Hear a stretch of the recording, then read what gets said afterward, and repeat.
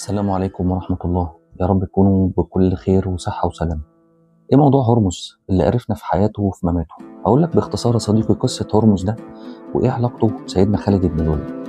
احكي لك الموضوع من مصدره الاساسي، كتاب اسمه خالد بن الوليد مؤلفه العالم الاسلامي الازهري الكبير صادق ابراهيم عرجون.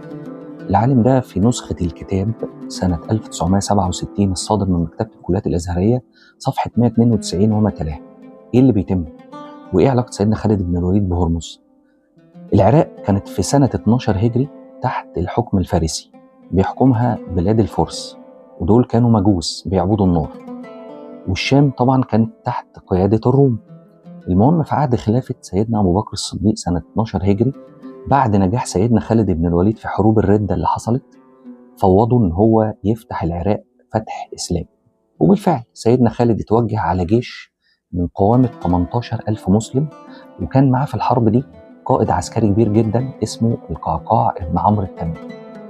توجهوا إلى مدينة قزمة في الكويت، وأرسل كتابه إلى هرمز القائد الفارسي العسكري على العراق بيقول له أسلم تسلم. في الآخر خالص حط له جملة استفزت هرمز ده، قال له جئتك بجنود أو جئتك برجال يحبون الموت كما تحبون أنتم الحياة. هرمز استفز قوي، قال لك يعني ايه هم بيحبوا الموت اكتر ما احنا بنحب الحياه؟ طب احنا هنبقى زيه.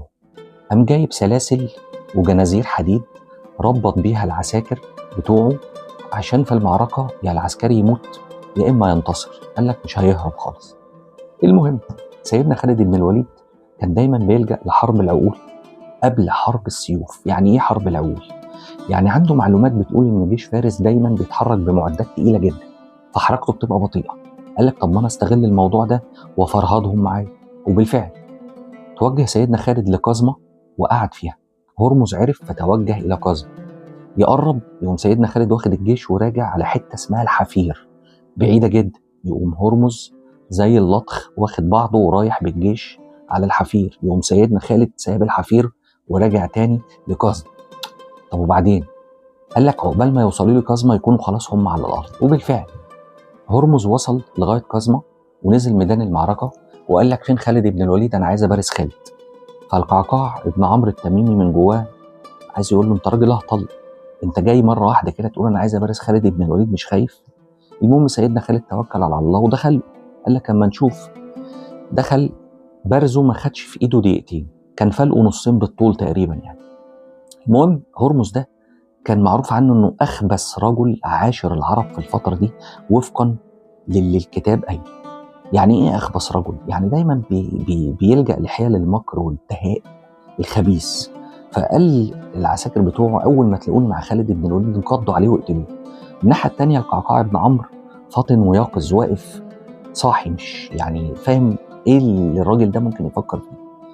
جمع شويه فرسان وقال لك انا لو حد حاول يقرب من سيدنا خالد هخش انقض عليه. وبالفعل اول ما سيدنا خالد خلص على هرمز الفرسان كانوا حاولوا ينقضوا عليه، القعقاع تصدى ليهم وقامت المعركه ودارت بجيش هرمز اللي هو قد جيش المسلمين 3 أو 4 مرات في العدد. ولكن النصر كان حليف سيدنا خالد بن الوليد، والحمد لله فازوا في معركه ذات السلاسل، وسميت كده عشان الجنازير اللي الاخ هرمز ده سلسل بيها العساكر بتوعه، وكانت نقطه الحمد لله لجيش المسلمين، وتم فتح العراق فتح اسلامي. ودي كانت قصه هرمز القائد الفارسي المجوسي. ويا رب تكونوا فهمتوا الدنيا رايحه فين، وربنا المستعان، وان شاء الله باذن الله تعالى ربنا يعديها على خير الغمه دي. اشوفكم.